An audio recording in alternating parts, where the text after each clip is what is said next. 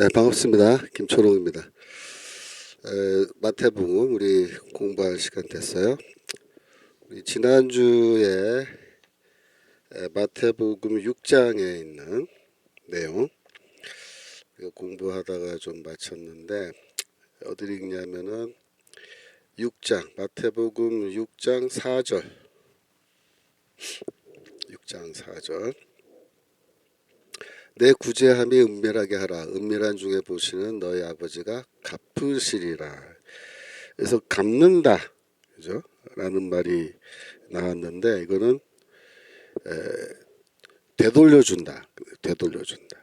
그러니까 어떤 행위를 하면은 구제를 하면은 하나님이 그 선한 행위에 대해서 되돌려주신다. 되갚아주신다. 라는 그런 말이에요. 거기 아래 5절에 보시면 제 끝머리에 저희는 자기 상을 이미 받았다. 즉 기도할 때 많은 사람들이 보이는 앞에서 기도하면은 사람들로부터 저기 칭찬을 듣는데 그러면은 너희들이 받아야 할 보상을 이미 다 받았고 하나님이 너희들에게 되갚아줄 되돌려줄 것이 아무것도 없다. 너는 이미 정산이 끝났다. 그런 말입니다. 6절에도 보시면 너는 기도할 때 이렇게 말하면서 골방에 들어가서 기도하라. 은밀한 중에 보시는 내 아버지께서 갚으시리라. 갚는다는 말이 갚아준다, 되돌려준다 그런 뜻이에요. 그래서 이거는 다 뭐냐면은 유대교 혹은 구약성경이 말하는 하나님의 심판의 원칙이에요. 111페이지입니다. 여러분 노트 111페이지. 유대교 혹은 구약성경은 철저하게 행위 심판의 원칙을 한편으로는 이야기하고 있어요. 그래서 선행을 하면 하나님의 보상을 받고 하나님이 대갚아 주시고 또 악행을 하면은 형벌을 받는데 그것도 하나님이 되갚아 주는 거예요. 하나님은 선행이고 악행이고 다 되갚아 주세요. 선행에 대해서는 보상으로 상으로, 악행에 대해서는 형벌로 그렇게 하시는 거예요. 그게 그러면은 복음이랑 어떤 관계가 있느냐 이런 관계예요. 이러한 이런 동일한 원칙을 하나님은 모든 사람에게 적용하세요, 사실. 그래서 예수를 안 믿는 사람이라면 고대 시대건 지금이건 그죠? 다 똑같은 이런 원칙에 따라서 하나님은 대갚아 주시는 거예요. 그게 심판이에요. 근데 우리 기독교인들은 복음을 믿으면 어떻게 되느냐? 이러한 철저한 행위 심판의 원칙에서 우리는 예외가 된다. 그런 뜻입니다. 예외가 된다. 우리가 믿음으로 구원받는다는 말은 뭐예요? 우리가 믿음을 갖고 예수를 믿으면 예수가 우리의 죄의 형벌을 이미 다 십자가에서 받으셨으므로 우리에게 줄 하나님의 형벌이 없다라는 이 복음을 믿으면 우리는 행위 심판의 원칙에서 예외가 돼요. 예외가. 그래서 우리는 악행을 했어도 죄를 지었어도 그 죄에 대한 형벌을 우리가 받지 않게 된다 그래요. 그래서 그게 구원을 받는 거예요. 다른 말로 하면 하나님의 진노, 우리의 죄에 대한 하나님의 진노를 우리가 피하게 된다. 그런 말입니다. 피하게 된다. 그게 구원이에요. 그래서 신약 성경에서도 바울이 이러한 행위 심판의 원칙을 여기저기서 이야기를 해요, 사실. 근데 그거를 읽고 막 이거 뭐야? 바울도 행위 심판이네. 그러니까 믿음으로 구원받는 게 아니고 행위로 구원받는 거구나. 이렇게 자꾸 오해를 하는데 심지어 바울 신학자들조차도 그런 오해를 해요. 바보 같은 짓이죠. 그래서 제가 조금 더 설명을 드리면 자 111페이지입니다. 로마서 4장 4절.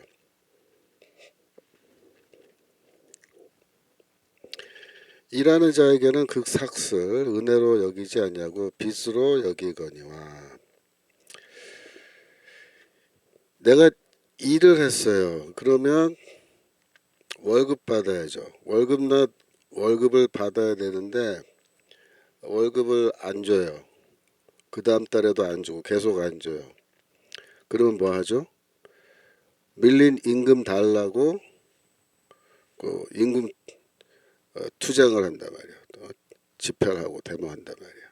그렇게 할 때 이 임금을 달라는 사람들은 뭘 받겠다는 거예요. 월급 받겠다는 건데 사실 그 월급은 이 노동자가 받아야 할 빚이에요, 빚. 내가 한 달 동안 일을 했으면 사장은 나한테 월급을 빚진 거예요. 그래서 월급을 받을 때 우리는 당연히 내가 받아야 할 걸 받는 거예요. 왜?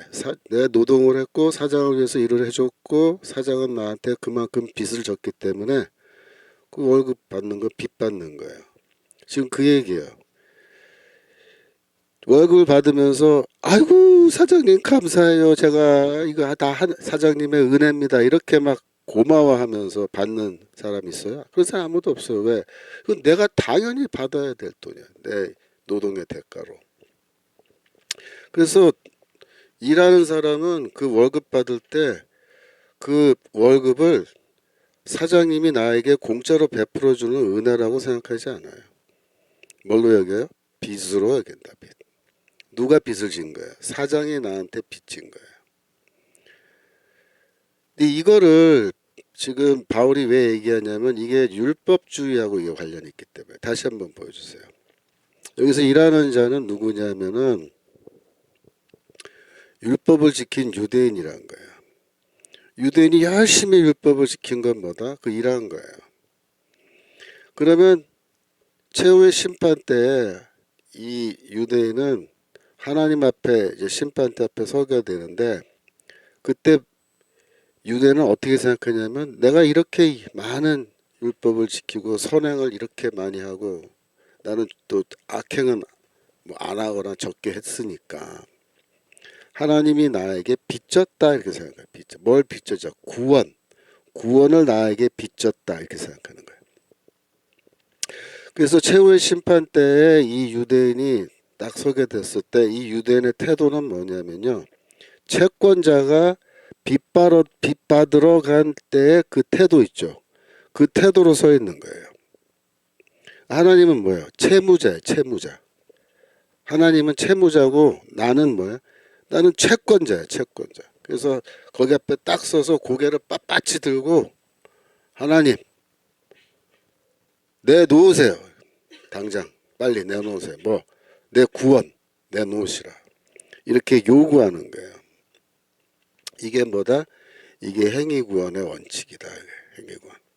근데 바울은 지금 이거를 한편으로는 비판하는 겁니다. 무슨 뜻이냐면 아니 인간이 다 죄인인데 최후의 심판대 앞에 서서 채권자의 모습으로 하나님을 채무자로 다루면서 막 큰 소리 빵빵 치면서 하나님한테 당장 내 구원 내놓으라고 이렇게 하는 거는 그건 잘못된 거란 거예요. 잘못된. 그래서 이러한 그 행위구원의 원리가 상당히 인간을 하나님 앞에서 잘못된 태도로 서 있게 만든다라고 얘기하는 거예요. 5절 이를 아니할지라도 경건하지 아니한 자를 의롭다 하시는 이를 믿는 자에게는 그의 믿음을 의로 여기시나니.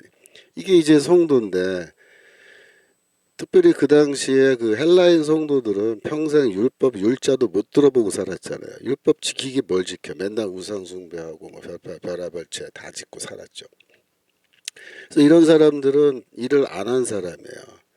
그래서 바울이 경건하지 않다 이렇게 얘기해요. 그렇죠. 경건하지 않죠. 우상 숭배하고 그랬으니까. 그런데 그 경건하지 않은 율법을 지키지 않은 이방인이라 할지라도 예수 그리스도의 복음을 믿으면 그 믿음을 하나님이 의로 여기신다. 그래서 최후의 심판 때에 그 사람이 죄를 많이 지었지만 내가 너의 죄는 이미 그 형벌을 그리스도에게 다 주었기 때문에 십자가에서 내가 너에게 줄 형벌이 없고 그러므로 내가 너를 의로운 자로 선포한다. 이렇게 얘기하는 거예요. 그러면 이런 사람은 일하지 않은 사람은 그 구원을 받을 때 내가 받아야 할 빚을 받았다고 생각하겠어요? 내가 당연히 받아야 할 빚? 그게 아니고 이건 은혜로 여기는 거예요. 은혜로. 아이고 나는 아무 일도 안 했는데 저 유대인들은 뭐 맨날 가서 일을 하고 뭐 율법 지켰지만 나는 아무 일도 안 했는데 하나님이 나를 의로운 자로 마치 모든 율법을 다 지킨 거와 마찬가지 그런 의로운 자로 나를 인정해 주셨다. 인정해 주셨다. 이게 다른 거죠. 그래서 이 4장 4절에 일한 자는 그 삭을 은혜로 여기지 않고 빚으로 여긴다라는 이거는 굉장한 왜곡이 그 안에 숨어 있어요. 어떤 왜곡이냐면 나는 죄를 짓지 않았고 나는 의인이다라는 그런 왜곡이에요. 그러니까 이런 현상들이 바울에게서도 나타났죠. 옛날에 그 다메섹 경험 이전에 바울은 뭐라 그래요? 우리 빌립보서 공부할 때 봤죠. 3장 6절 7절 거기 보면은 뭐라 그래요? 뭐 율법의 의로는 내가 흠이 없고 이렇게 말해요. 율법의 의로는 흠이 없다. 내가 율법 다 지켰다 그 얘기죠. 그러면서 나는 의인이다 이렇게 생각하는 거야. 나 죄인 아니다. 대단한 착각이죠. 로마서 7장에 보면은 바울이 뭐라고 얘기하냐면 로마서 7장 잠깐 보겠습니다. 로마서 7장 7절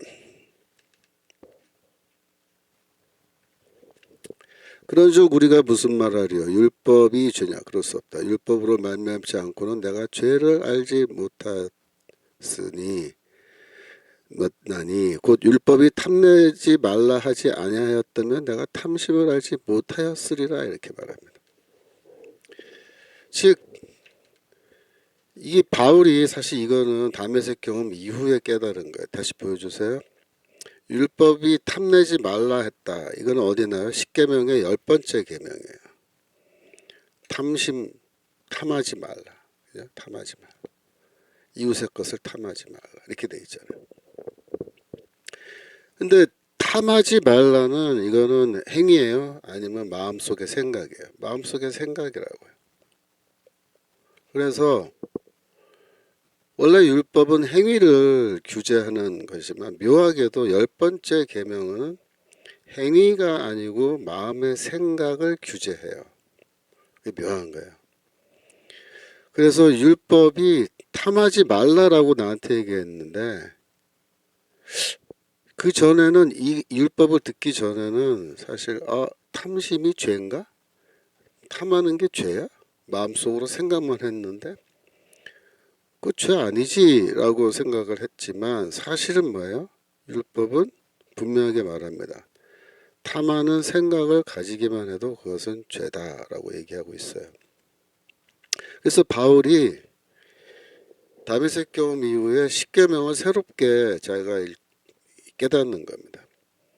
나는 율법의 의로는 흠이 없다라고 생각했었는데 율법이 탐하지 말라라고 말하고 있으므로 그리고 바울 역시도 인간인지라 탐하는 생각을 해본 적이 많지요. 많았겠죠 바울도. 그래서 여기 10번째 계명에 딱 걸리는 거예요. 그래서 율법이 탐심도 죄다라고 말해주지 않았더라면 그 누구도 탐심을 죄라고 생각하지 않았을 텐데 율법이 그렇게 이야기해 주고 있으므로 나도 이 탐심이 죄구나 라는 것을 깨닫게 됐다는 거예요. 탐심이 죄다. 탐심이 뭐냐면은 이게 에피수미야 헬라어로. 그게 뭐냐면 욕망. 그래서 에피수미야 욕망이 곧 이게 죄의 어떤 그 근원이구나라는 것을 바울이 얘기하는 대목인데 여기 보세요. 이 10번째 계명에 걸려 넘어지지 않은 사람이 누가 있어요. 그러므로 하나님 앞에 나아가서 나는 죄가 없다고 주장하면서 나는 모든 계명을 다 지켰다고 그러므로 내 구원을 내어 놓으라고 채권자의 태도로 가지고 최후의 심판대 앞에 서는 그런 아주 잘못된 모습을 유대교는 만들어낸다. 욥기 34장 11절. 욥기 34장 11절. 사람의 일을 따라 보응하사 각각 그 행위대로 얻게 하시나니. 그러니까 보응이란 말이 뭐야? 그게 갚아준다는 말이야. 갚아준다. 대갚아준다. 사람의 일, 행위에 따라서 갚으신다. 이사야서 59장 18절.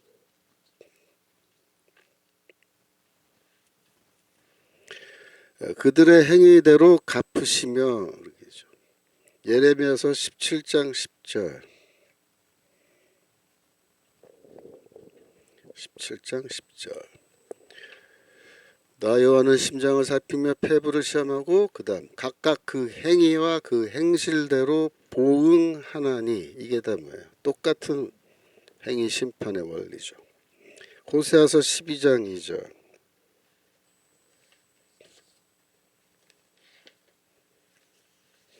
여호와께서 유다와 쟁변하시고 야합의 송행도로 벌주시며 그 소위대로. 소위가 뭐야? 그 행위. 그 행위대로 보응하신다. 마태복음 16장 27절.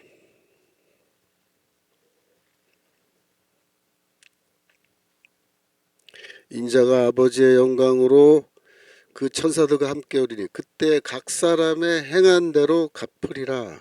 예수님도 똑같이 말씀하세요. 이게 원래 원칙이에요. 심판의 원칙. 그러니까 믿음으로 구원받는 것은 예외 조항이다. 예외 조항. 로마서 2장 6절. 로마서 2장 6절.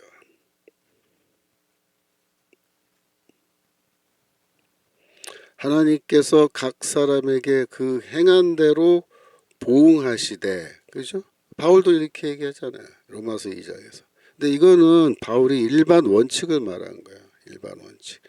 유대교 안에서 통용되는 일반 원칙. 그죠? 일반 원칙. 7절에 보시면은 참고 성언을 행하며 영광과 존귀와 썩지 아님을 구하는 자에게는 영생으로 하시고 오직 당을 지어 진리를 쫓지 아니하고 불의를 쫓는 자에게는 노와 분으로 하신다. 그러니까 진노. 그죠?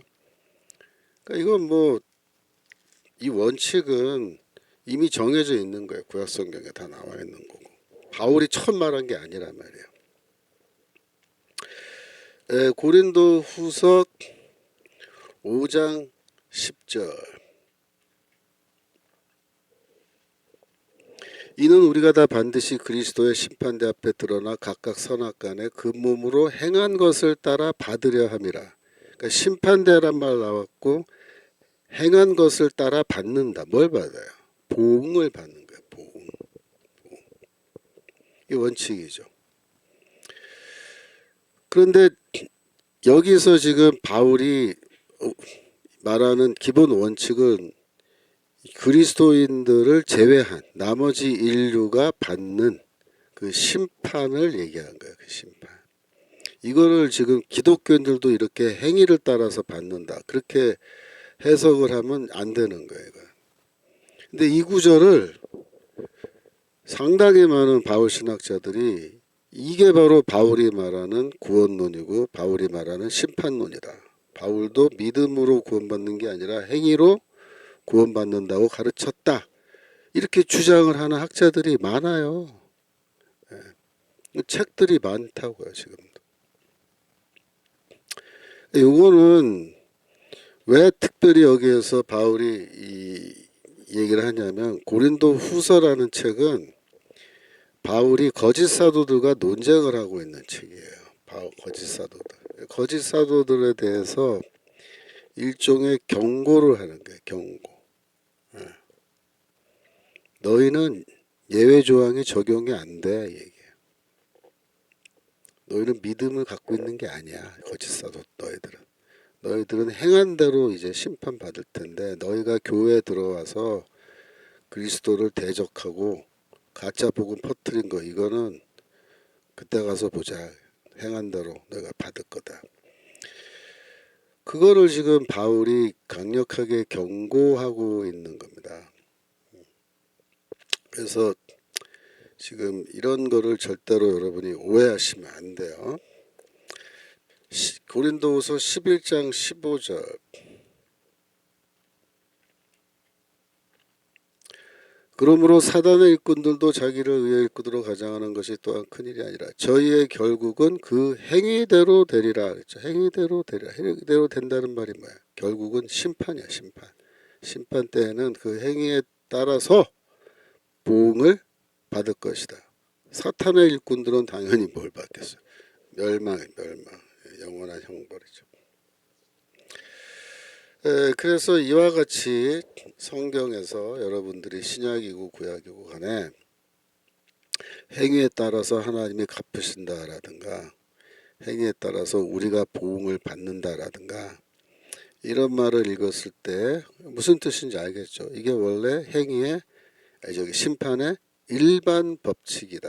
일반 법칙. 그러나 기독교인들은 우리 성도들은 믿음을 갖고 있기 때문에 이러한 일반 법칙에 적용을 받지 않고 예외적으로 그렇죠. 예외적으로 믿음으로 우리가 의롭다 하심을 받는다 이거죠. 자, 이 정도 하시고 마태복음 6장 9절로 넘어갑니다. 주기도문입니다. 자, 오늘 이 시간부터 주기도문에 대해서 제가 강의를 조금 할 텐데요. 그러므로 너희는 이렇게 기도하라. 하늘에 계신 우리 아버지여 이름이 거룩히 여기심을 받으시오며. 그러니까 당시 그 헬라인들은 기도를 했을까요? 그들도 기도를 했습니다. 누구를 향해서 기도했느냐? 뭐 우상들을 향해서 다양한 신들이죠. 그런데 그들에게는 이 기도에 대한 일반적인 가르침이란 건 없었어요. 뭐 신들에게 가서 이렇게 기도하라라는 어떤 뭐 정형화된 기도문 이런 거 없고 뭐 이렇게 기도하라는 가이드라인도 없는 거예요. 그러니까 누구에게 기도를 할 거냐 이것도 고민이 되죠. 왜? 신들이 너무 많은 거예요. 신들이 너무 많으니까 이 문제는 누구 어떤 신한테 내가 기도를 해야 이게 들어줄까? 잘 들어줄까? 그 고민이죠. 근데 잘 모르겠어. 그럼 어떻게?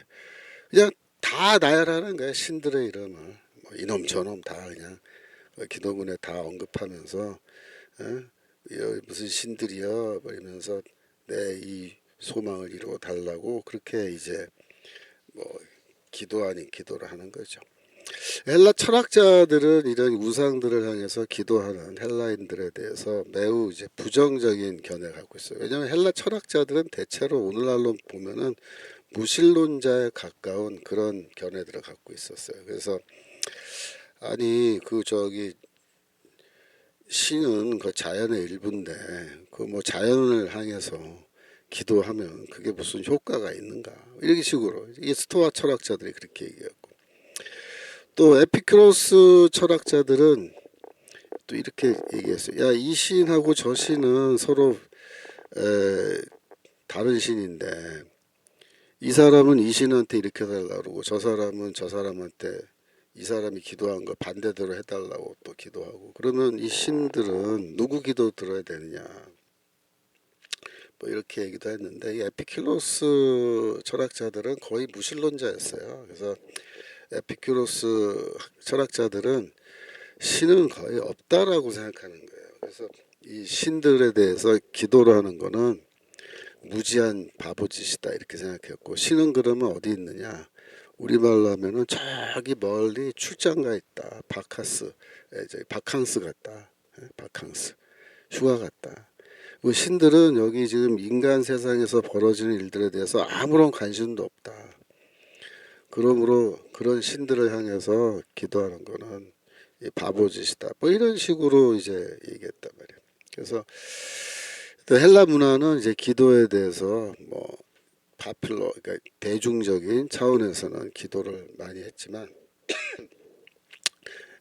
지식인들은 그걸 비웃는 그런 분위기였고요. 유대인들은 어땠느냐? 유대인들은 이제 기도에 대한 가르침이 있었습니다. 일관된 가르침, 랍비들의 일관된 가르침이 있었어요. 그래서 예를 들면은 기도를 할 때 랍비들은 제일 중요하게 생각하는 게 신명기 6장 4절에서 9절이에요. 신명기 6장 4절. 이걸 우리가 쉐마라고 이렇게 해야 되는데 이스라엘아 들으라. 이게 이제 들으라라는 말이 히브리어로 슈마라는 단어. 그래서 이스라엘아 들으라. 우리 하나님 여호와는 오직 하나인 여호와시니. 5절 너는 마음을 다하고 성품을 다하고 힘을 다하여 내 하나님 여호와를 사랑하라. 6절 오늘날 내가 내게 명하는 이 말씀을 너는 마음에 새기고 7절 내 자녀에게 부지런히 가르치며 집에 앉았을 때든지 길에 행할 때든지 누웠을 때든지 일어날 때든지 이 말씀을 강론할 것이며 8절 너는 또 그것을 내 손목에 매어 기호로 삼으며 내 미간에 붙여 표로 삼고 9절 또 내 집 물소주와 바깥문에 기록할지니라. 여기까지가 쉐마예요. 그래서 이걸 암송시켰습니다. 암송. 기도할 때 라피들은 유대인들은 기도할 때 이 쉐마를 암송하는 거예요. 기본적으로. 또 그래서 이 쉐마는 하루에 2번 암송하게 돼 있어요. 그 당시 그러니까 예수 당시에 아마도 그 라피 유대교에서 이렇게 나오는데 예수 당시에도 그랬을 걸로 추측해요. 그래서 쉐마는 하루에 2번 암송하고 2번이란 말은 아침에 1번 저녁에 1번. 왜냐하면 누웠을 때든지 일어났을 때든지 이렇게 되기 때문에 누운 거는 잠잘 때고 일어난 건 잠에서 깰 때니까 아침에 1번 저녁에 1번 그렇게 해야 된다라고 해석을 한 거예요. 그래서 이 12살 이상의 남자들은 하루에 2번씩 쉐마를 무조건 암송해야 됩니다. 근데 재밌는 거는 여자나 어린이나 노예들은 암송할 의무가 없었다 이렇게 돼 있어요. 여자들은 할 필요 없고 어린아이 12살 이하 할 필요 없고 아직 말을 잘 못하니까 그런 것도 있겠죠. 노예들은 또 할 필요 없다 이렇게 됐어요. 그럼 쉐마 암송하는 거 외에 기도는 어떻게 했냐? 하루에 3번 기도해야 된다 이렇게 되어 있습니다. 다니엘서 6장 11절. 여기 보면은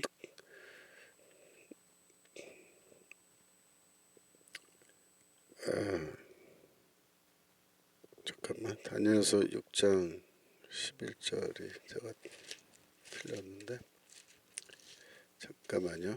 6장 11절이 그러니까 다니엘서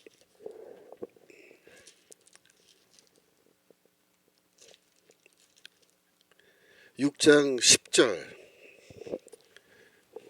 11절 틀렸네. 10절 다니엘이 이 조서에 어인이 찍힌 것을 알고도 자기 집에 돌아가서는 그 방에 예루살렘으로 향하여 열린 창에서 전에 행하는 대로 하루 3번씩 하루 3번이에요. 무릎을 꿇고 기도하며 하나님께 감사했더라라고 해서 이 당시에 그 유대인들의 기도 습관을 여기 잘 보여주는 건데 이 3번 한다 그럴 때 3번이 언제냐면 첫 번째 아침에 해 뜰 때 1번 합니다. 해 뜰 때 1번. 그 다음에 점심에 오후 3시인데 우리로 하면 성전에서 제물을 바치는 시간이 있어요. 그 시간에 맞춰서 기도를 해요. 그러니까 예루살렘 성전에서 제물 바칠 때 나팔을 불어요. 그 말은 뭐냐면 성전 밖에 있는 사람들 지금 기도하라 해. 왜? 지금 하나님께 제물 바치고 있다. 그래서 이제 오후에 한번 하는 거예요. 오후. 그다음에 저녁에 해질 때는 언제냐면은 성전의 그 문을 닫을 때 그 시간에 이제 뭐 기도하는 거예요. 그러니까 하루에 쉐마를 2번 암송하고 그다음에 3번 기도하는 이런 아주 정해진 랍비들의 그 기도의 가이드라인이 정해져 있었습니다. 그래서 이 헬라 문화와는 다르게 유대교는 어떻게 기도해야 되느냐, 언제 기도해야 되느냐 이런 거에 대해서 아주 상당히 구체적인 가이드라인이 이미 주어져 있는 거예요. 누가복음 10장 26절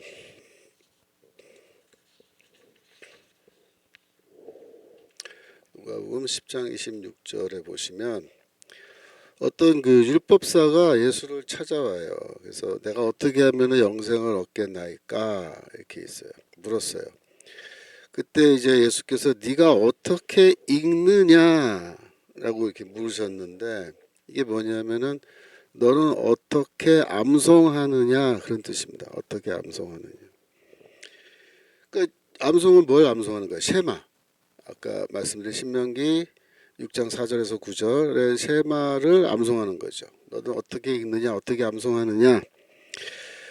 그건 예수도 그 당시에 쉐마를 암송하는 거, 그거를 이제 다 알고 있는 거죠. 물론 알고 있는 거고 그걸 당연하게 여기시는 겁니다. 그래서 너는 어떻게 암송하는데, 그러니까 이제 제가 암송하는 내용을 27절에 쭉 이렇게 얘기하는 거예요. 그러면 예수는 그 유대인의 관습을 따라서 하루에 3번 기도를 하셨을까요? 아마도 그러셨을 것으로 추측합니다. 사도행전 3장 1절.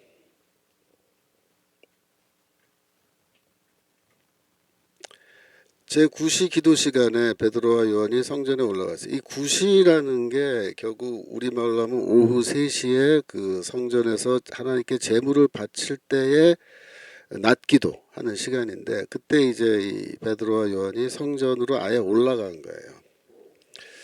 그러니까 이 초대교회의 그 사도들이 이렇게 기도 시간에 성전으로 올라간 것 자체도 뭘 나타내요? 그 유대인들의 관습을 알고 있고 그걸 지키는 거죠. 지키는 거죠. 그 기도 시간에 가서 같이 기도를 하는 겁니다.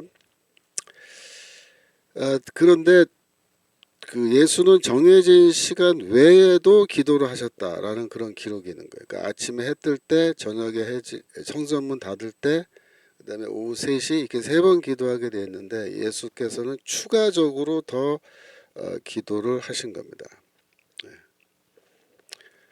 아이고, 채팅창에 여러분들 많이들 들어오셨네. 예. 그 예수 더 TV 예수 더 TV님, 예, 감사합니다. 하여튼 여러분들이 요즘 조금 어때요? 요즘은 이렇게 많이 불안하지 않죠? 요즘에 그러니까 대통령이 탄핵된다 막 그래갖고 지금 막 그동안에 얼마나 우리 걱정 많이 했어요. 근데 지금은 이제 조금 한숨 넘겼습니다. 지금 뭐 아시겠지만 헌법재판소가 그렇게 쉽게 탄핵 인용을 할 수 없는 상황에 이미 이르렀고, 지금 우리가 이제 잘 눈여겨봐야 되겠지만은, 지금은 이제 문영배가 어떻게 하냐면은, 지금까지는 급속도로 막 급행열차 달리듯이 대통령 탄핵 심판 재판을 해왔잖아요. 근데 지금은 또 어떻게 하고 있어요? 판결을 질질 끌고 있어요. 질질. 왜? 이거 인용해야 되는데 지금 4대4 아니면 지금 3대5로까지, 그래서 우리가 오래요. 어떤 사람은 그거 좀 지나치지 않나 생각되는데, 하여튼 4대4 최소한 4대4 안 돼도 5대3으로 탄핵하기 위해서 6명이 필요한데 6명이 안 되는 거죠. 그래서 문영배가 지금 쉽게 말하면 판결문을 써야 되거든요. 근데 판결문을 쓰려면은 이제 자기들이 안 써요. 판결문도 재판관들이 안 쓰고 연구관들 시켜서 쓰는데, 참 그 편한 놈들이야. 근데 이제 지시를 해야 될 거 아니야. 야, 탄핵 인용할 테니까 인용문으로 심판 선고문을 써라, 이렇게 말을 해줘야 써올 거 아니야. 근데 지금 6명이 안 되니까 이렇게 쓰라고 말을 못 하고 있는 거예요. 명령을 못 해. 그러면 기각으로 써야 되느냐? 그것도 지금 명령을 안 하고, 각하로 써야 되냐? 그것도 지금 안 쓰고 있어요. 지금. 그러니까 지금 어떤 상황이냐면은 지네들끼리 에? 지네들끼리 지금 재판 쭉 해오다가 이제 재판 다 끝났잖아요. 이제 판결문 써야 되는데 의견 일치가 안 된다 이거야. 근데 의견 일치 안 되는 게 아니고 4대4면은 기각이야 이 또라이들아. 4대3은 기각이라고요. 5대3 돼도 기각이죠. 6대2라야 인용인데 지금 6대2가 안 되니까 이놈들이 문영배가 그냥 미루고 있는 거예요. 미루고. 그러면서 이제 어떻게 하겠어요? 뒤에서 공작해가지고 설득을 하려고 하는데 지금 설득이 안 된다. 이거 설득이 안 된다. 지금 이에스더님 서명 받아야 되고 집회 나가다 보니 강의를 듣지 못했어요. 괜찮습니다. 지금 다 유튜브에 올라가 있으니까 시간 낼 때 쭉 들으시면 됩니다. 현재 저쪽들이 와서 우리 애국 동지를 폭행하여 다쳤다야 마음이 아파요. 마지막 아파라. 그렇습니다.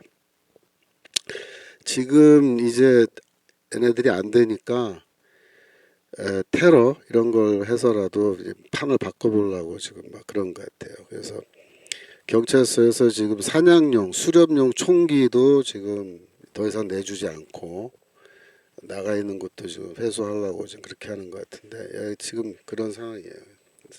지금 굉장히 긴장의 끈을 놓으면 안 되는데 여하튼 지금 자기들끼리 6명이 안 돼가지고 지금 질질 끌고 있어요. 질질 끌고 있어요. 언제까지 끌 수 있나 쉽지 않아요. 근데 지금 정 안 되면은 그 문영배 이미선 두 놈이 4월 달 14일인가 되면은 임기 마치고 나간다 그러잖아요. 그러면 그때까지도 판결하지 않고 내버려두고 나간다 이거예요. 그럼 지금 8명인데 6명 남았잖아요. 그죠? 그러면 또 뭐 새로 임명하라고 또 민주당에서 난리 칠 거고, 그래서 저쪽 지난번에 누굽니까 그 완전 빨갱이 자식 그런 놈들 넣으려고 또 막 난리 칠 거고 그러면서 처음부터 재판 다시 해야 된다 이딴 소리 하면서 또 시간 질질 끌어서 대통령이 직무에 복귀하지 못하게끔 그렇게 하는 거예요. 그렇게 하는 건데 그게 이제 통하지 않을 거예요. 내가 보기에 통하지 않아요. 지금 분노 게이지가 이미 상당히 올라가 있고 판결을 안 하고 저렇게 미루면요 더 열받아요. 우리는 지금 석방돼서 나와 계시는데 직무 복귀를 안 시킨다? 더 열받는 거고 지금 헌재 앞에 지금 우리가 앞으로 더 압박을 크게 가해야 되는데 두고 봅시다. 그래서 지금 현재는 우리가 굉장히 처음보다는 12월 3일 처음보다는 이제 유리한 고지에 우리가 올라섰고 대통령도 유리한 고지에 올라서셨고 그래서 지금은 앞으로 직무 복귀를 어떻게 시키는 것인가 그것만 좀 우리가 더 연구해야 되고 직무 복귀가 된 다음에는 제가 예전에도 한번 설명드렸지만 이거는 전면전이라 했죠. 엔드게임. 그래서 어느 한쪽이 이기면 그쪽이 다 먹는 거예요. 그래서 우리가 이기면 다 먹는다는 건 무슨 뜻이냐면 저쪽을 완전히 섬멸해 버려야 돼요. 섬멸. 어느 정도로 섬멸해야 되냐면 뭐 누구누구 깜빵 보내고 이런 건 물론이고 사법부 이번에 엉터리 재판한 놈들 영장 발표한 판사들 전부 다 옷 뺏기는 건 물론이고 어느 정도로 우리가 섬멸해야 되냐면 저쪽의 도덕성이 완전히 무너졌다라는 거를 폭로해서 저쪽은 진짜 도덕적으로 아주 그냥 말종들이구나 라는 거를 온 세상 사람들이 다 알게끔 다 폭로하고 뒤집어 엎어야 돼요. 그래서 지금 증거 조작한 거 있죠. 홍장원 메모 이거 다 필적 감적해서 다 폭로해서 다 바로 잡아야 되고 그 다음에 곽정군이 그거 행설수설한 거 그거 누가 뒤에서 지시했는지 엉터리 증언하도록 그런 거 다 해가지고 그래서 박선원이고 또 누굽니까 사성장군 민주당 의원 김주 하여튼 그런 놈들 전부 다 폭로해서 이번에 탄핵 과정 전체가 다 이게 사기고 거짓이고 부정이고 불법이고 이걸 다 드러내야 돼요. 그래서 뭐 오동훈이부터 우리법 연구회 그거 다 그냥 해산시키고 우리법 연구회 출신들은 다 옷 벗겨야 됩니다. 김병주 맞아 김병주도 김병주 깜빵 가는 게 중요한 게 아니고 김병주가 한 일들을 폭로해야 돼. 폭로. 그래서 완전 선별전으로 들어간다는 게 그런 뜻이야. 저쪽을 완전히 무릎 꿇리고 완전히 반박 불가 상태로 끌고 가야 돼. 그러면 그게 이기는 거야. 그게 선멸하는 거야. 그래서 뭐 정말 죽이자 그런 뜻이 아니고 제 말은 선멸은 저쪽이 완전히 도덕적으로 잘못되어 있는 집단이라는 거. 반국가 세력들. 그래서 그 모든 그 비리들 특별히 그 예전에 간첩단 사건 해결 못한 거 1심의 사건 다시 수사해야 되고 다 해야 됩니다. 네, 다시 돌아와서요. 네. 그래서 예수께서는 마가복음 1장 35절 마가복음 1장 35절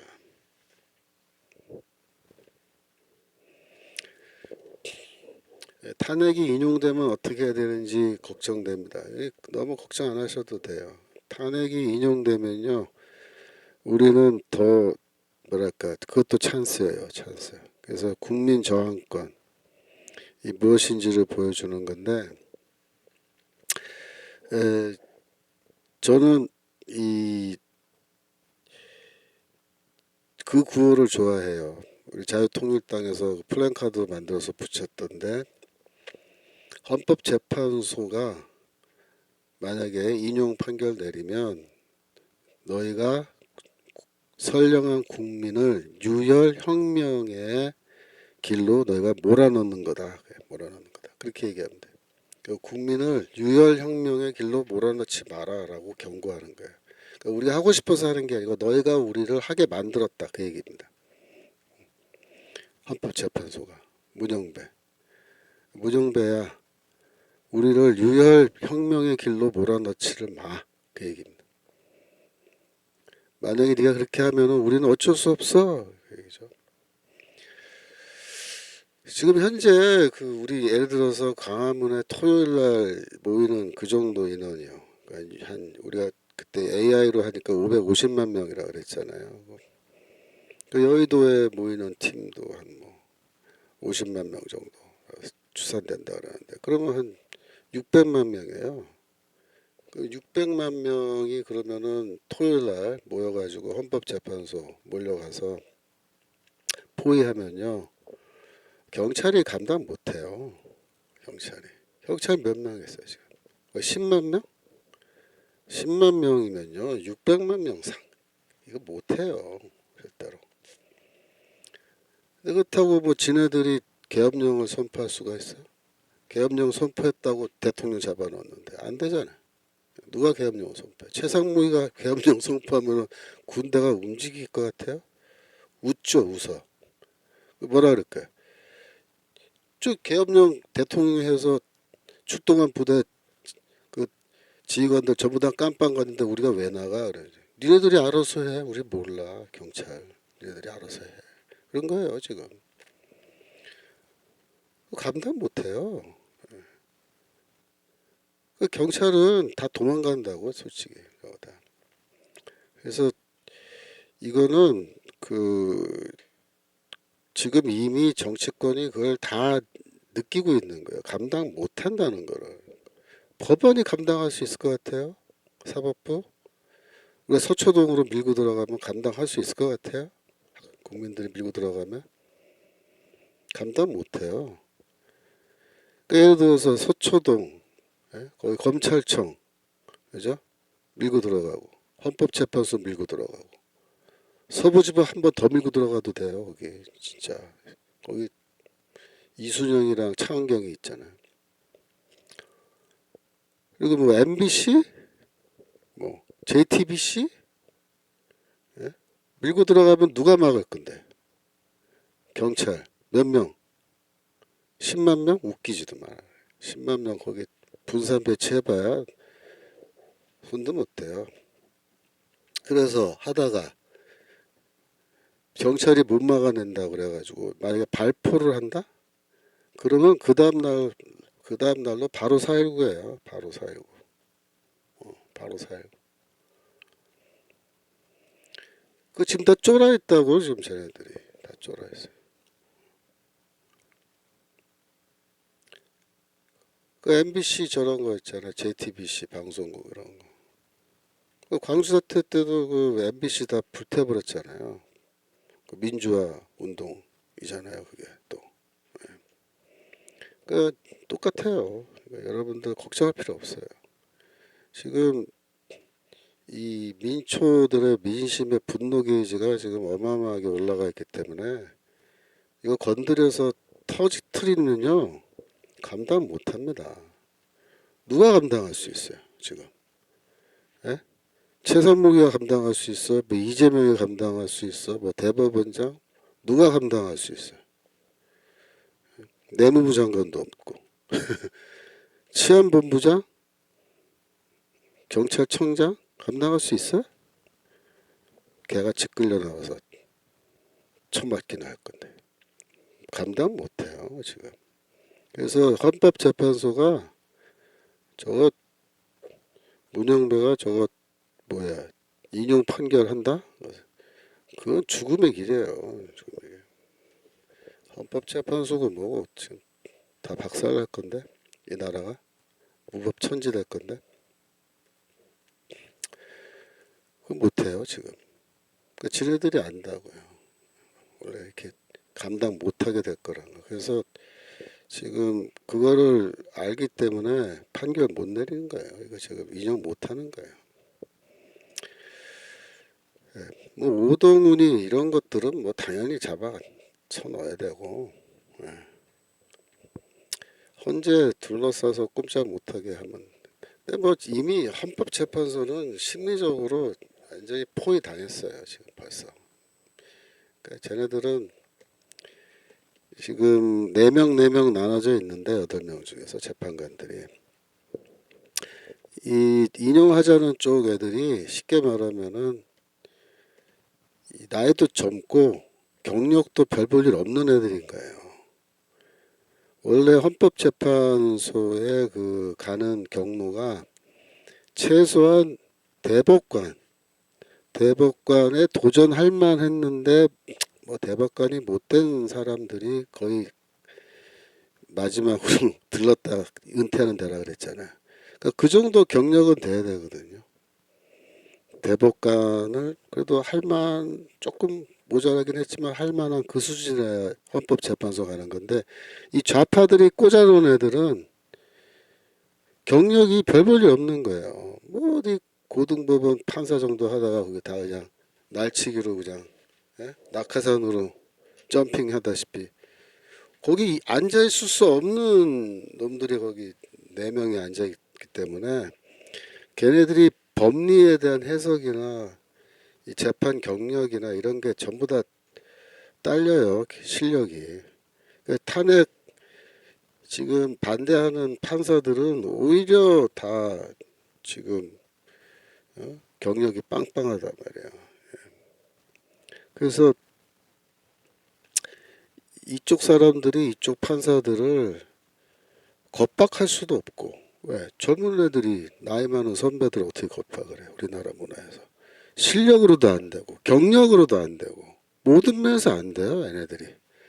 그러니까 여기 헌법재판소에 와 있을 수 없는 그런 자격 요건이 안 되는 애들을 좌파들이 우리법 연구회니 뭐니 이래가지고 거기다 꽂아 놨는데 안 되는 거예요 지금 걔네들이. 지네들끼리 뭐 4명이서 똘똘 뭉쳐가지고 할 수 있는 게 뭐가 있어? 없어요. 지금 아무것도 없어요. 그 첫날 만나 이제 보세요. 첫날 만나 판결 안 내리고 질질 끌어리고 5월이고 6월이고 7월이고 그냥 계속 그냥 뭉개고 가겠다는 거예요 지금 얘네들 태도가. 그러니까 이제 뭉개고 가는 게 그러면은 얼마나 그게 유해한 방식인지 정말 그렇게 하면은 이 들끓는 사람들의 이 분노를 잠재울 수 있는 건지 쉽지 않단 말이에요. 그러니까 너무 걱정하지 마세요. 그래서 이 경찰은 쉽게 말하면은 이렇게 된 거예요. 예를 들어서 경찰이 거기서 뭐 막다가 시민들 한 명을 뭐 방패로 때려가지고 뭐 한 명이 뭐 혼수 상태다 이러면 끝나는 겁니다. 경찰은. 바로 그 다음 날로 이거 뒤집어져요. 그래서 지금 뭐 체로 액을 뭐 소지하고 뭐 미친 짓 소리들 하는데 체로탄으로 막을 수 있을 것 같아요. 이거 체로탄, 체로 액 이거 분사하는 거 치기가 F킬러 같은 거 한심한 소리 하고 있어요. 한심한 소리. 안 돼요. 그러니까 우리나라 또 남자분들이요. 저도 그렇지만 다 군대 갔다 왔잖아요. 군대 가서 3년 동안 뭐 했어요, 우리? 예? 전투 모의 훈련 맨날 했잖아요. 예? 그래서 우리나라 남자들은요, 쉽게 말하면 맨손이지만 언제든지 총 한 자루 들면요, 저도 특등사수였어요. 저도 지금 총 한 자루 있으면요, 저 250m밖에 타겟 10발 쏘면 8발 맞췄습니다. 지금도 저 자신 있어요. 근데 이런 국민들을 뭐 최루의 F킬러로 진압하겠다고 웃기고 있네. 웃기고 있어요. 안 돼요. 이걸 다 경찰청장들이나 이거 일선에 있는 사람들은 알아요. 지금 딱 자기들이 해보면 알거든요. 아 이거는 못 막는다. 이거 안다고. 못 막는다. 터지면 못 막아요. 자, 아까 마가복음 1장 35절 새벽 오히려 미명에 예수께서 일어나 나가 한적한 곳으로 가사 거기서 기도하시더니 그러니까 새벽은 원래 해 뜨기 전이니까 원래 유대교 율법 혹은 랍비들의 가르침에서 기도하는 시간으로 지정되어 있지 않은 시간이에요. 그러니까 그때도 예수께서 새벽에 미리 기도하신 거죠. 누가복음 6장 12절 누가복음 6장 12절 이때 예수께서 기도하시러 산으로 가사 밤이 맞도록 하나님께 기도하시고 밝음에 그 제자들을 부르사 그래서 철야기도 하시 철야기도. 근데 유대교 랍비들이 뭐 철야기도 해야 된다 그런 가이드라인은 없어요. 하지만 예수는 그렇게 하신 겁니다. 마가복음 6장 46절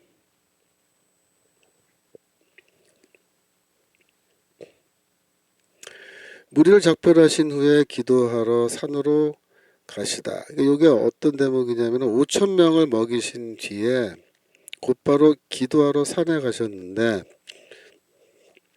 48절에 가면은 밤 사경 즈음에 바다 위로 걸어서 저에게 오사 그랬어요. 그러니까 밤 사경이니까 한밤중에 이제 그 예수께서 내려오신 거죠. 내려오신 거. 그러니까 이제 이 예수는 기도를 많이 하신 거예요. 기도를.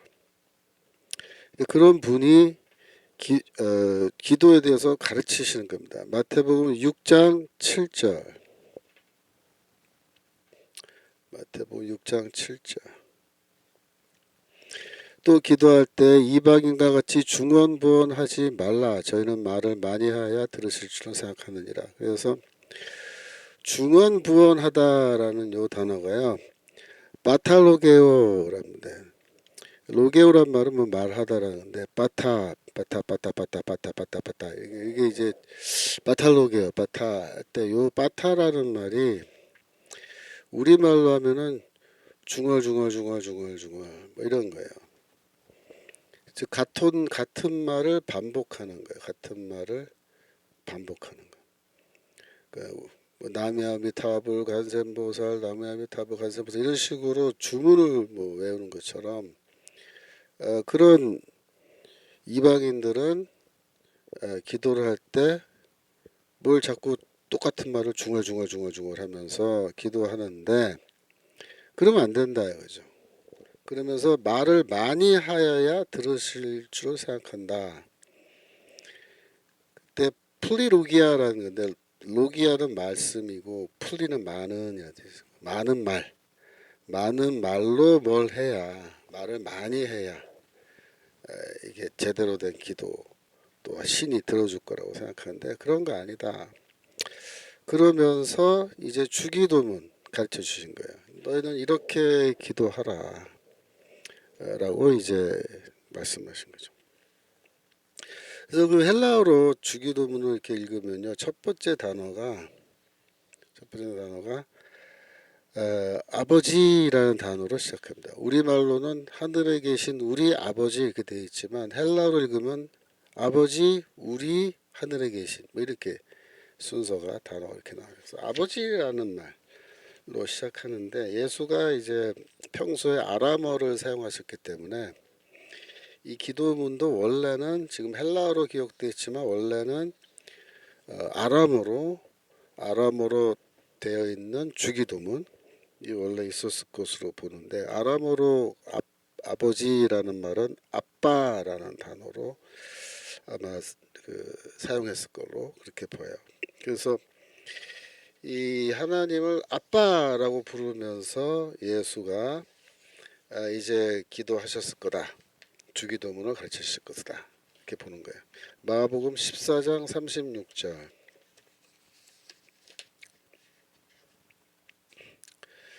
여기 보시면 겟세마네 동산에서 예수께서 기도하실 때 가라사대 아바 아버지여. 근데 아바라는 말로 번역했는데 이게 영어로 말하면 ABBA 알파 베타 베타 알파 그래서 아빠예요. 아바가 아니고 아빠. 우리말의 아빠랑 똑같아요. 발음이 아빠 아버지요. 그러니까 아바가 아니고 아빠입니다. 아빠 아버지요. 아버지께는 모든 것이 가능하니. 요 구절이 굉장히 특이한 게 여기 아람어로 아버지를 부르는 발음 아빠를 여기다 기록해 놓은 거예요. 그 음역을 해서 기록해 놓은 거예요. 그래서 아빠하고 원래 아버지는 여기 헬라어로 파테르 혹은 파테어라는 단어인데 요거는 괄호 안에 넣어서 혹시라도 아람어로 아빠가 뭔지 모르는 헬라인들의 경우에 이거는 아버지란 뜻이다 라는 뜻으로 뭐 괄호 열고 아버지 괄호 닫고 이렇게 되어 있는 거예요. 물론 헬라 시대 때는 괄호로 쓰지 않았으니까 병렬해 놓고지만 우리가 이제 번역할 때는 괄호로 번역하는 게 좋아요. 아빠 괄호 열고 아버지 괄호 닫고 그렇게. 로마서 8장 15절.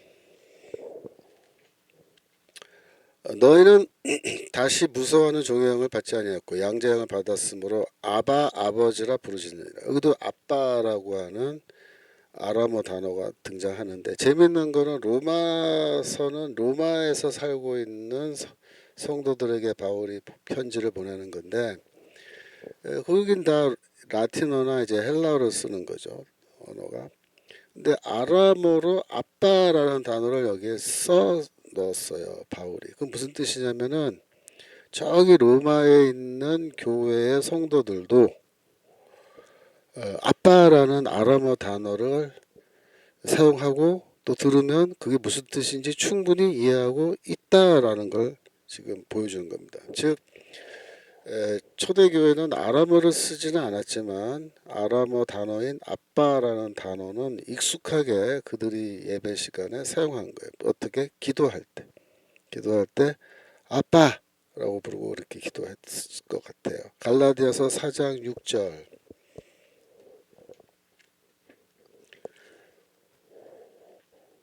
너희가 아들인 고로 하나님이 그 아들의 영을 우리 마음 가운데 보내사 아바 아버지라 부르게 하셨느니라. 여기서도 이제 갈라디아 지역에 있는 교회들을 향해서 편지 보내는 건데 거기서도 아빠라는 아람어 단어를 음역해서 헬라어로 이렇게 쓰고 있어요.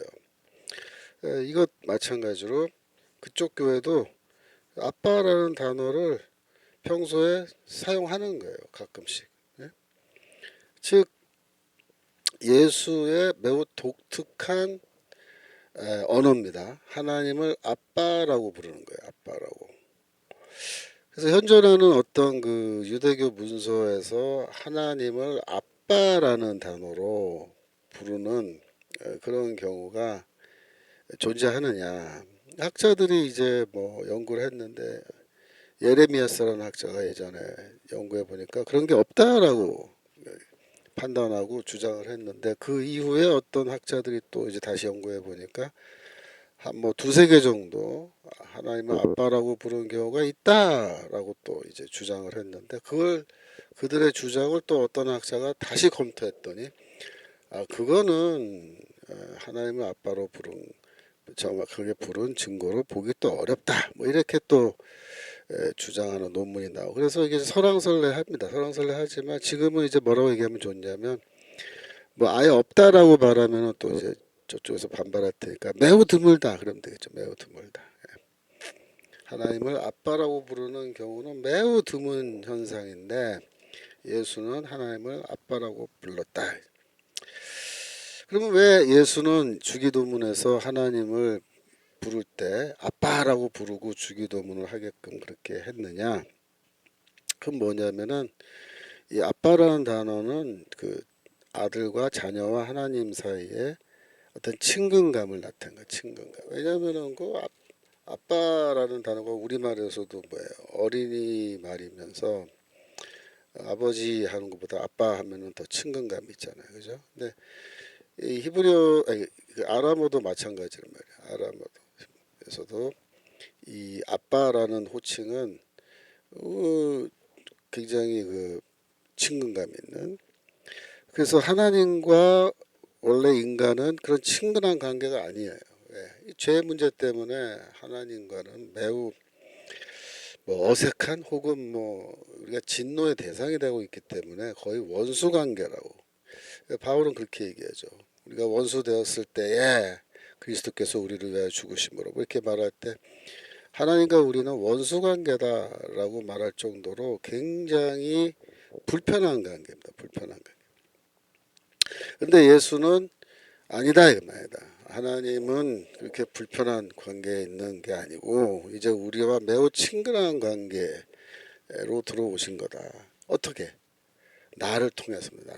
나를 통해서 너희들은 하나님과의 관계가 회복되었고 하나님을 이제는 아빠라고 부를 수 있는 그런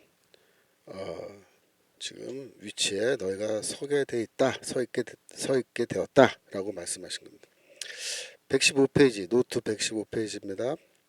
신약 성경에서 이제 하나님을 아버지라고 부르는 것은 마가복음에 4번, 누가복음에 15번, 마태복음에 44번, 요한복음에 109번 나타나는데 거의 모두가 예수가 하나님을 향해서 이제 하나님을 향해서 이 단어를 쓰는 거예요. 아버지라는 파테어라는 단어를 쓰는 건데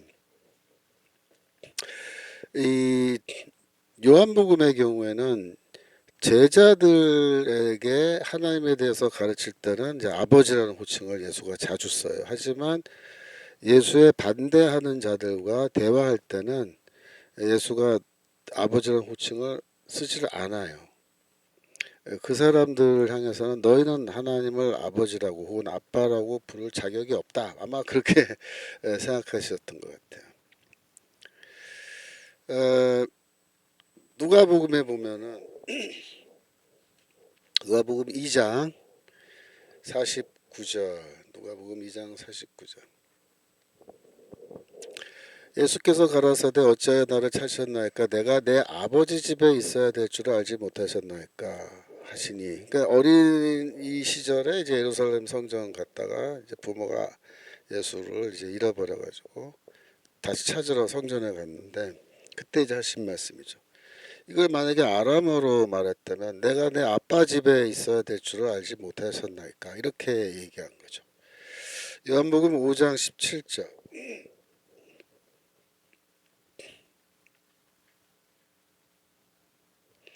예수께서 저에게 이르시되 내 아버지께서 일하시니 나도 일한다.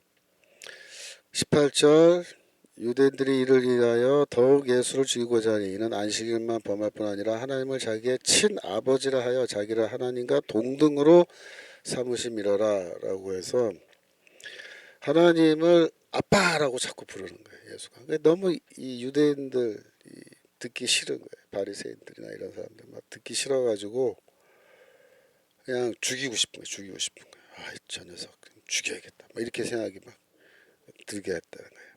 그 정도로 예수가 자기를 하나님과 친근한 관계 속에 있는 그런 존재로 주장을 하셨다라는 겁니다. 그 다음에 이제 마태복음 7장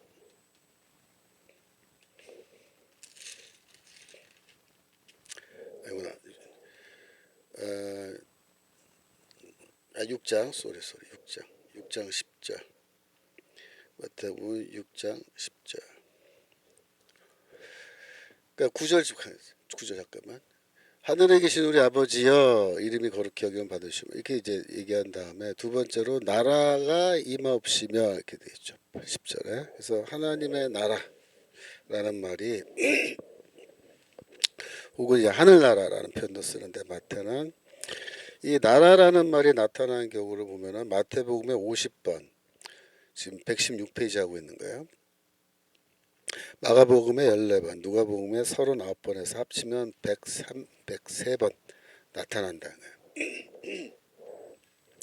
근데 이제 이 복음서에 하나님의 나라, 뭐 주의 나라 혹은 하늘 나라 이런 표현들이 자주 나오는데 구약 성경에 그러면 하나님의 나라라는 말이 나오느냐? 잘 안 나와요. 하나님의 나라. 그래서 그럼 구약 성경에 하나님의 나라라는 말이 안 나오는데 어떻게 예수가 하나님의 나라라는 말을 하시는 거냐? 이렇게 이제 사람들이 생각할 수 있는데 그거는 왜 그러냐면 하나님의 나라라는 말이 구약 성경에 나오지는 않지만 하나님께서 왕이다. 하나님께서 이 모든 세상을 다스리신다. 라는 그런 개념이 원래 구약 성경에 많이 나오는 거예요. 출애굽기 15장 18절. 출애굽기 15장 18절. 여호와의 다스리심이 영원 무궁하시도다. 그러니까 여호와가 다스리시는데 다스리는 분은 누구예요? 왕이죠. 하나님이 영원히 다스리신 거예요. 하나님은 영원한 왕이신 거죠. 사사기 8장 23절.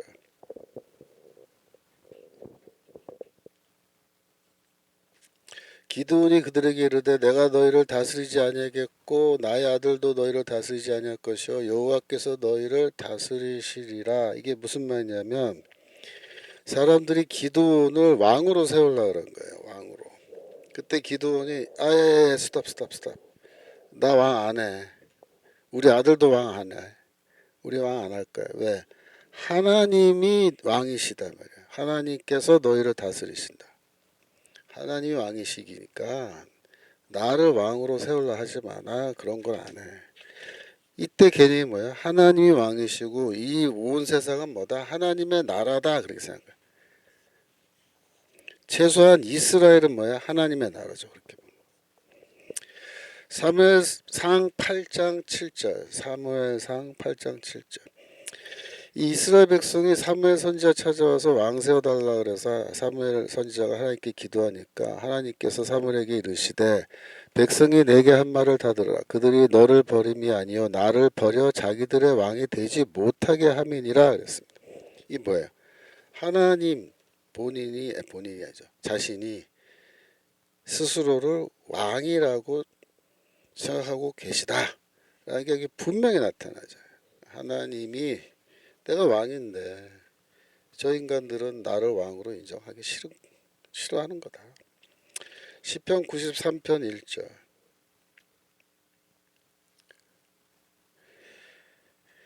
여호와께서 통치하시니 스스로 권위를 입으셨도다. 그죠? 여호와께서 통치하신다. 여호와가 왕이시다. 시편 96편 10절.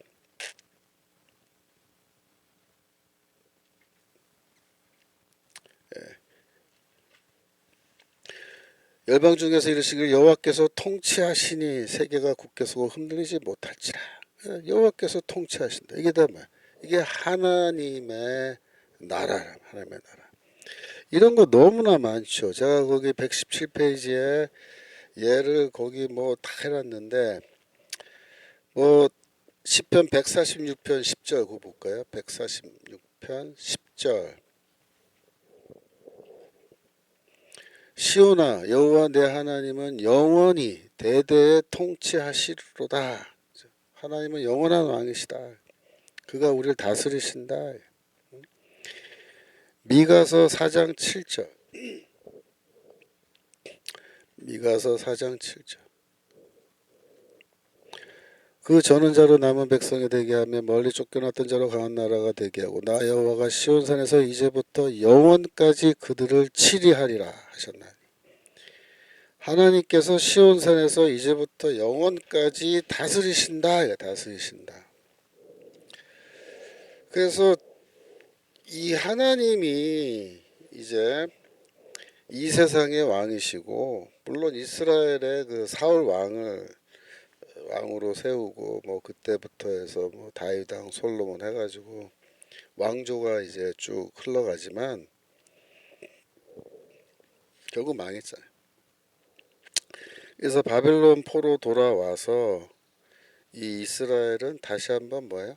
하나님이 다시 우리의 왕이 돼 주시고 하나님이 다시 우리를 다스려 주셔야겠다. 하나님을 다시 왕으로 우리가 모시는 그런 나라가 된다. 그런 의미에서 이제 메시아입니다. 메시아가 와서 우리를 다시 회복하고 하나님의 나라를 회복해 주시는 그런 일이 있어야겠다라고 생각한 거예요. 그래서 이 하나님의 이름이 거룩히 여김을 받으시오며 라고 하는 이제 이 하나님의 이름, 그 다음에 나라가 임하옵시며 라는 이 나라가 임하달라는 기도, 이 두 가지는 사실은 같은 기도예요. 같은 기도. 원래 그 나라가 임하게 해달라라는 이 말을 유대인들은 그거를 어떻게 표현하냐면 하나님의 이름이 높임을 받고 다시 거룩하게 해달라, 그렇게 이제 기도하는 거예요. 117페이지 하단에 제가 그 카디시라는 유대교 기도문 읽어놨는데 그 앞에 보시면 Exalted and hallowed be God's great name. Exalted, 그 높임을 받는 거예요. 높임 받는 거. 그 다음에 hallowed, 거룩하게 된다. 뭐가? 하나님의 위대하신 이름이 높임을 받고 거룩하게 되소서라는 그런 기도문이에요. 그 당시에 이제 그 유대인들이 이런 기도를 한 거예요. 그러니까 예수만 하나님의 이름이 거룩하게 해달라는 기도를 한 게 아니고 유대교 안에서도 이런 기도문을 한 겁니다. 왜냐하면은 이 이스라엘의 그 하나님은 지금 시내산 언약을 맺음으로 하나님이 이제 이스라엘의 하나님이 된 거잖아요. 그 다음에 이스라엘은 뭐가 됐어요? 하나님의 백성이 됐죠. 그래서 이 이스라엘과 하나님이 하나로 이렇게 딱 결합해 버린 거예요. 그래서 이스라엘의 영광은 하나님께 영광이 되는 거고 이스라엘의 수치는 뭐야? 하나님께 수치가 되는 거예요. 여호수아서 7장 8절. 여호수아서 7장 8절. 주여 이스라엘이 그 대적 앞에서 돌아섰으니 내가 무슨 말을 하오리까. 이 여호수아가 이제 하나님께 기도한 건데 그 아간의 죄 때문에 이제 전쟁에서 진 거죠. 가나안 사람과 그다음 구절 가나안 사람과 이 땅 모든 거민이 이를 듣고 우리를 둘러싸고 우리 이름을 세상에서 끊으리니 주의 크신 이름을 위하여 어떻게 하시려나이까. 이렇게 여호수아의 기도가 굉장히 독특하죠. 어떻게 기도하냐면 하나님, 우리 이스라엘이 지금 전쟁에서 졌는데요. 우리는 졌다고 칩시다. 하나님 졌는데 그러면 하나님의 이름은 어떻게 하실 거예요? 이렇게 얘기하는 거예요. 무슨 말이냐? 이스라엘과 하나님이 하나로 엮여졌어요. 이스라엘의 하나님이 되셨단 말이에요. 근데 이스라엘이 전쟁에서 지면 하나님의 이름이 땅에 떨어진다. 하나님의 위엄이 땅에 떨어지고 부끄럽게 된다. 그래서 주의 크신 이름을 위해서 우리가 이겨야 되는 거 아닙니까? 지면 안 되잖아요. 이렇게 기도하는 거죠. 예레미야서 7장 4절.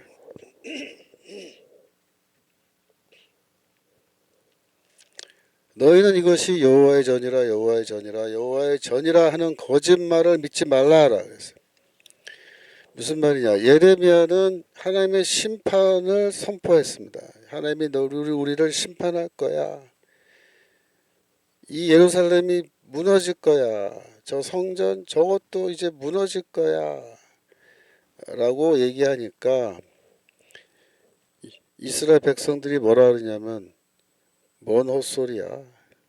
야 이게 하나님의 성전이야. 하나님의 성전. 하나님의 성전이 어떻게 무너져? 이렇게 말한 거야. 예레미야한테. 안 무너져. 왜냐? 이게 하나님이 계시는 곳이기 때문에 하나님이 스스로 알아서 잘 지키실 거야. 이렇게 얘기하는 거야. 10절로 내려갑니다. 내 이름으로 일컬음을 받는 이 집에 들어와서 이렇게 말해요. 그러니까 하나님의 성전도 뭐야? 하나님의 이름과 연결되어 있어요. 하나님 이름과. 그러니까 하나님의 이름이 땅에 떨어지면 안 되잖아요. 그러니까 하나님 자신이 자신의 이름이 땅에 떨어지게끔 내버려 두지 않으실 거야. 그 얘기예요. 그럼 어떻게 됐어요? 나중에 무너졌죠. 무너졌어요.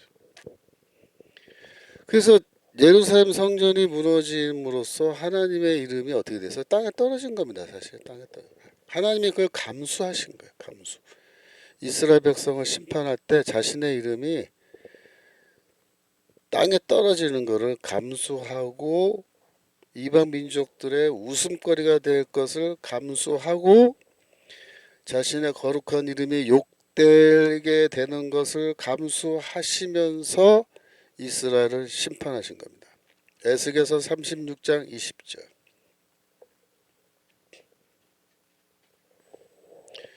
하나님이 이렇게 말씀하세요. 그들의 이른바 그 열국에서 내 거룩한 이름이 그들로 인하여 더러워졌나니. 그들이 뭐야? 이스라엘 백성이죠. 또 그 바벨론 사람들. 그 사람들이 그들을 가리켜 이르기를 이들은 여호와의 백성이라도 여호와의 땅에서 떠난 자라 하였습니다. 21절. 그러나 이스라엘 족속이 들어간 그 열국에서 더럽힌 내 거룩한 이름을 내가 아꼈노라. 22절. 그러므로 너는 이스라엘 족속에 이르기를 주 여호와의 말씀에 이스라엘 족속아 내가 이렇게 하면 너희를 위함이 아니요 너희가 들어간 그 열국에서 더럽힌 나의 거룩한 이름을 위함이라. 무슨 말씀이냐면은 내가 이스라엘을 심판함으로 내 거룩한 이름이 열방 가운데서 더럽혀졌다. 그런데 이제 내가 너희를 이스라엘 민족을 다시 포로에서 돌아와서 나라를 회복하게끔 그렇게 해줄 건데 그거는 너희를 위해서 이렇게 너희가 예뻐서 그렇게 한 게 아니고 내 이름을 위해서 그렇게 하는 거다. 내 이름이 더럽혀짐을 받았으므로 내가 다시 너희를 이스라엘 국가를 회복하여 나의 더럽혀진 이름이 다시 높임을 받게 할 거다. 이렇게 말씀하세요. 23절. 23절. 열국 가운데서 더럽힘을 받은 이름 곧 너희가 그들 중에서 더럽힌 나의 큰 이름을 내가 거룩하게 할지라. 그러니까 하나님이 스스로 자신의 이름을 다시 거룩하게 만드는 방법이 뭐예요? 어떻게 하면은 하나님의 이름이 다시 거룩하게 돼요? 이스라엘 국가를 다시 세우면 이스라엘 국가를 회복하면 그죠? 그러면 그 나라가 다시 회복되면 하나님의 이름이 다시 거룩하게 된다. 그 얘기예요.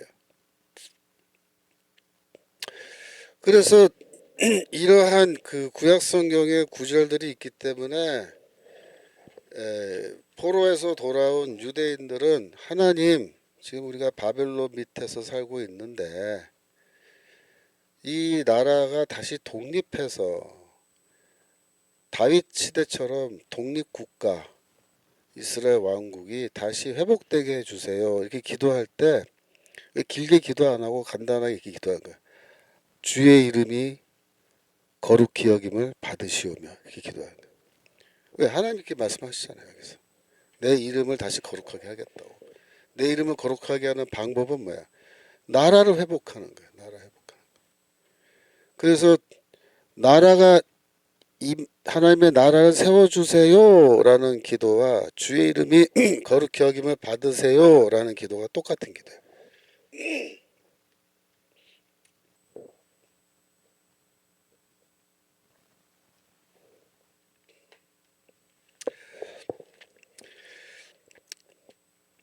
시편 102편 15절.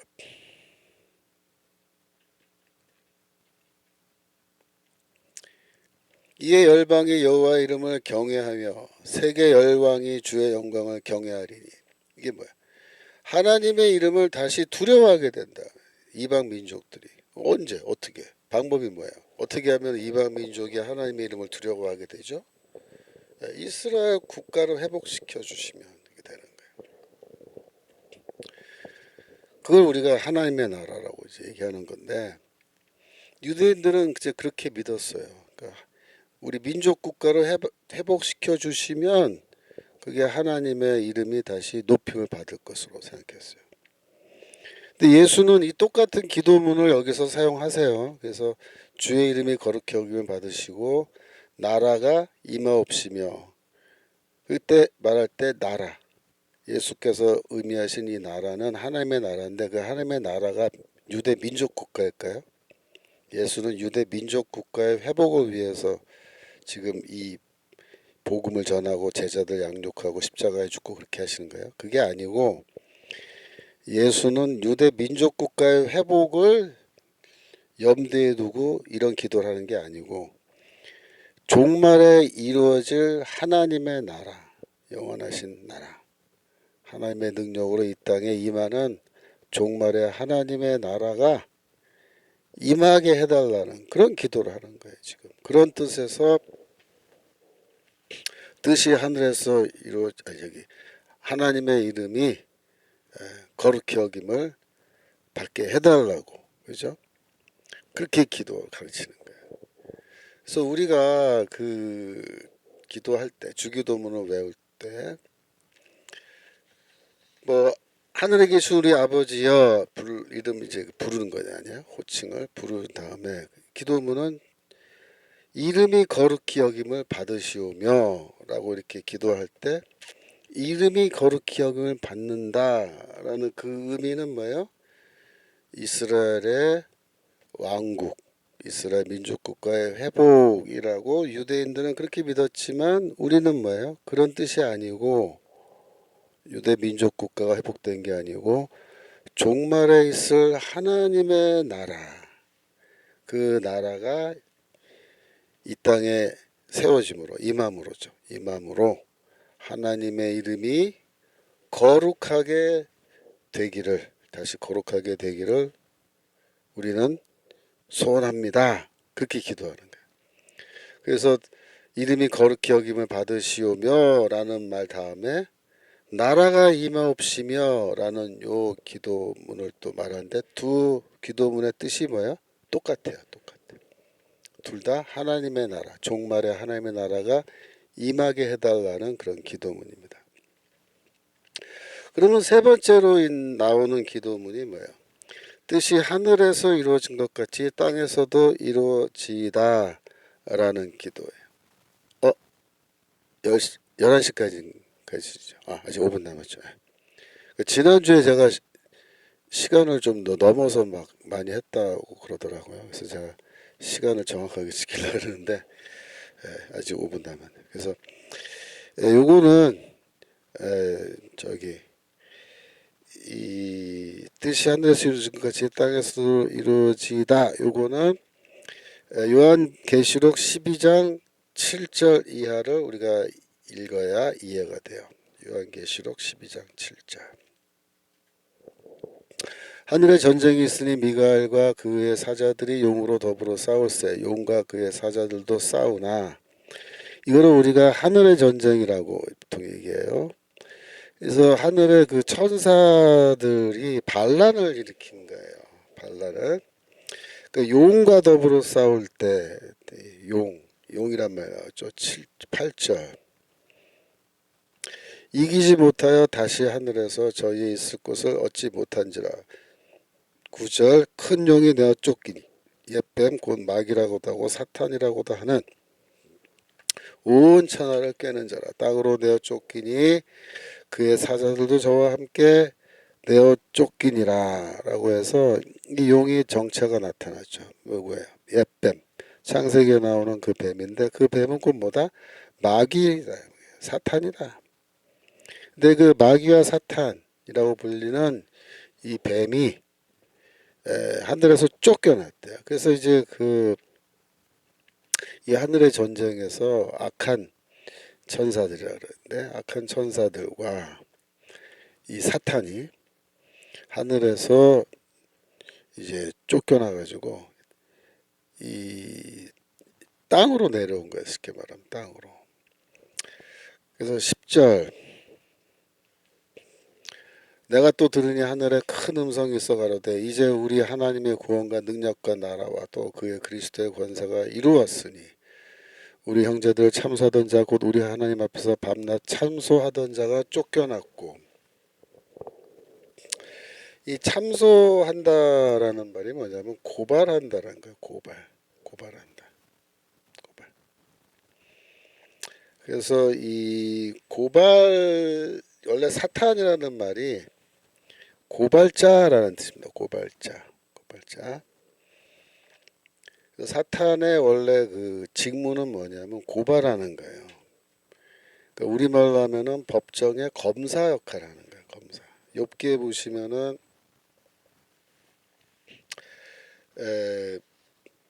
욥기 1장 6절.